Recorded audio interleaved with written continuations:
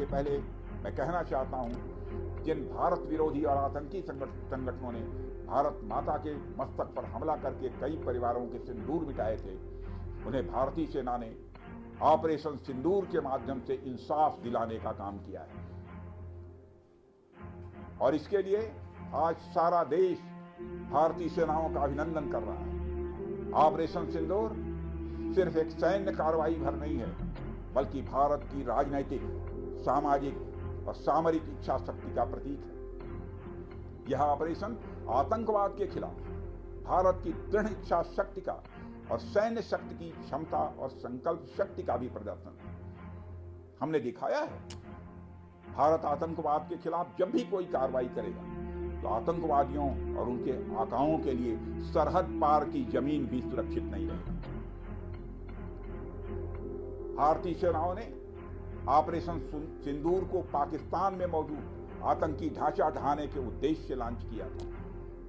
हमने उनके आम नागरिकों को कभी निशाना नहीं बनाया, मगर पाकिस्तान ने न केवल भारत के नागरिक इलाकों को निशाना बनाया, बल्कि मंदिर, गुरुद्वारा, गिरजाघर पर भी हमले करने का प्रयास किया। भारतीय सेना ने शौर्य और पराक्रम के साथ साथ संयम का भी परिचय देते हुए पाकिस्तान के अन्य ठिकानों पर भी प्रहार करके करारा जवाब दिया है।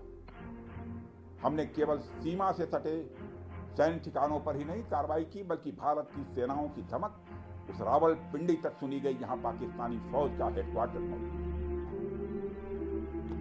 मित्रों, भारत में आतंकवादी घटनाएं करने और कराने का क्या अंजाम होता है, यह पूरे विश्व ने उरी की घटना के बाद देखा, जब हमारी सेना ने पाकिस्तान में घुसकर सर्जिकल स्ट्राइक की।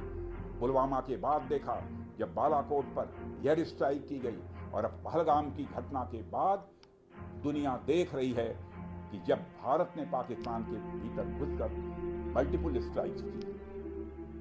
आतंकवाद के खिलाफ जीरो टॉलरेंस की नीति पर चलते हुए हमारे यशस्वी प्रधानमंत्री श्री नरेंद्र मोदी ने स्पष्ट कर दिया है, यह नया भारत है जो आतंक के खिलाफ सरहद के इस पार और उस पार दोनों तरफ प्रभावी कार्रवाई करेगा। यह हमारे प्रधानमंत्री जी ने स्पष्ट रूप से यह संदेश दे दिया। मैं एक बार फिर से